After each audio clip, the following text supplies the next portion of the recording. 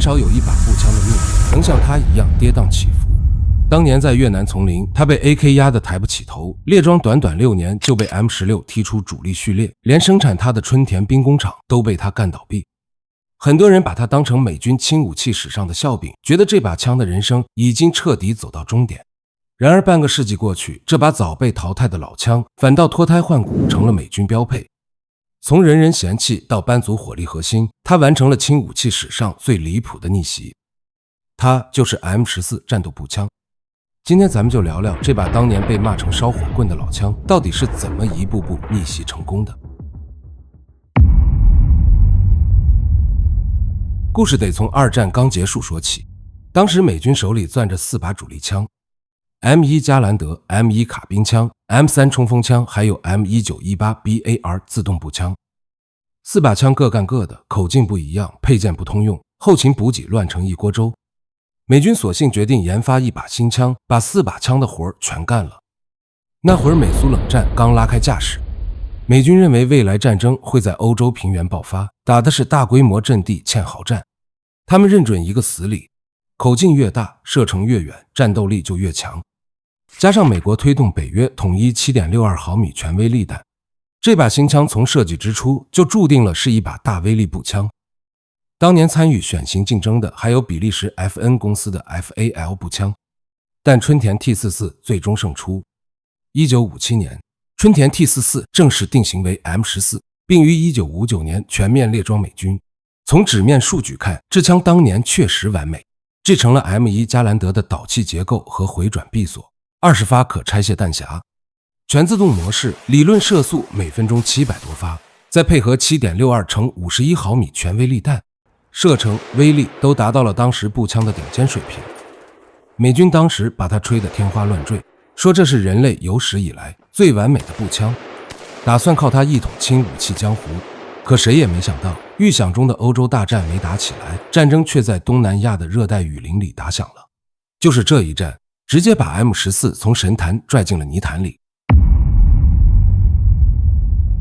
本來為平原陣地戰設計的長槍，扔進密不透風的越南叢林，等待它的不是封神，而是一連串的致命問題。首先，它的優勢根本沒地方發揮。在越南叢林裡，很多時候幾十米就会發生交火， M14 700米射程根本派不上用场，反倒是1米多長的槍身，4公斤多的重量，讓它在樹林裡鑽來鑽去格外笨重，機动性遠不如越軍的 AK。更麻煩的是全自動模式形同虛設。7.62 毫米全威力彈，後坐力太大，一扣扳機，槍口就往天上竄，全自動射擊幾乎沒有實戰價值。後來美軍乾脆給絕大多數 M14 加裝快慢機鎖，鎖死全自動模式，說好的自動步槍最後只能當半自動用。而对面越軍的 AK47 30發彈匣配合中間威力彈，近距離壓制火力明顯更強。一旦遭遇伏擊， M14 往往還沒來得及組織火力，就已經被壓得抬不起頭。可問題還沒完，彈藥又成了新的麻煩。7.62 全威力彈又大又重，同等負重條件下，使用 M14 的美軍士兵能夠攜帶的彈藥遠少於手持 AK 的越軍。一旦戰鬥陷入拉鋸，彈藥便會迅速消耗殆盡，持續作戰能力明顯吃虧。就這樣，曾經被寄予厚望的 M14 很快成了士兵口中的燒火棍。1963年，國防部長麥克納馬拉決定停止採購 M14， 全力推進 M16 計劃。這把列裝僅6年的全能步槍就這樣退出了一線部隊，連生產它的國營春田兵工廠都因為它關門倒閉，幾十萬支步槍被封存進了倉庫，落灰吃土。所有人都以為他的故事已經結束了，可誰也沒想到，這恰恰是他傳奇的開始。就在所有人都以為 M14 徹底失敗的時候，有人卻發現這把老槍身上還有一個被忽略的殺手鐧，那就是遠距離精準火力。而越南戰場除了近距離遭遇戰，還有遠距離冷槍和狙擊手。美軍急需一把能夠執行遠程精確打擊的武器，重新研發新槍費時又費錢。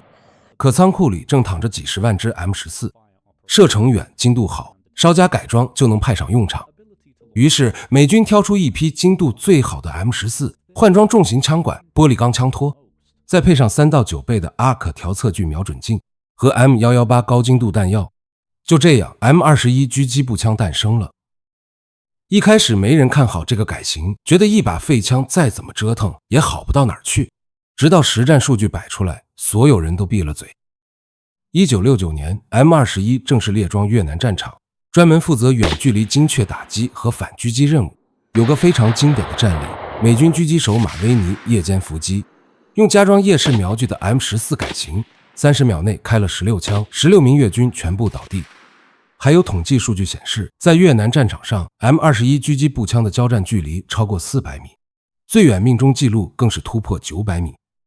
這個成績在當時的半自動步槍裡幾乎是天花板級別。美軍士兵感嘆，原來這把廢柴步槍稍加調教，打精準點射居然這麼猛。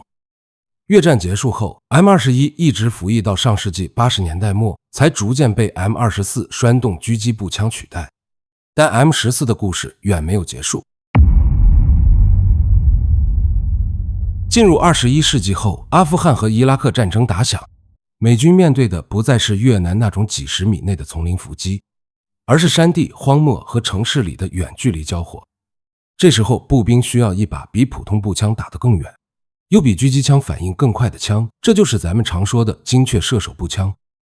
研發一把全新的武器，成本高，周期長，美軍再次把目光投向了倉庫，那裡還有大量 M14。於是，這把服役半個世紀的老槍迎來了第二次改造。2000年初，海豹突擊隊率先提出改裝需求，他們希望 M14 擁有更強的現代化能力，能夠安裝各種戰術附件，適應城市作戰，同時保持 7.62 毫米彈藥的遠距離優勢。隨後，賽奇國際推出了改裝方案，原本木質槍托被換成全金屬戰術底盤，加入伸縮槍托、可調節貼塞板、4面皮卡汀尼導軌，可以安裝瞄準鏡、激光指示器等各種裝備。槍管也縮短到18英寸，在保持遠距離射擊能力的同時，提高了攜行性和機動性。改造完成後 ，M14EBR 增強型戰鬥步槍就這樣誕生了。2004年 ，M14EBR 正式進入美軍部隊。到了中東戰場，這把半個世紀前的老槍再次證明了自己的實力。在阿富汗山地，交火距離經常拉到數百米，普通步槍難以提供足夠的遠距離火力，而專業狙擊槍又無法滿足步兵快速反應的需求。M14EBR 剛好填補了這個空白。7.62 毫米全威力彈提供遠距離威力，半自動射擊又能快速連續打擊目標。當年讓 M14 失敗的缺點，如今反而全部變成了優勢。它終於迎來了屬於自己的戰場。從越南叢林的狼狽退場到中東山地的王者歸來， M14 走了整整40年。說到底 ，M14 的故事從來不是什麼草根逆襲的爽文，它只是一把被時代誤判又被時代重新發現的步槍。它或許不是最先進的，但它絕對是轻武器史上最特別的那一把，因為很少有武器能夠經歷失敗、淘汰甚至被遺忘，最後又重新證明自己的價值。這就是 M14。一把跨越半個世紀的傳奇老槍的故事。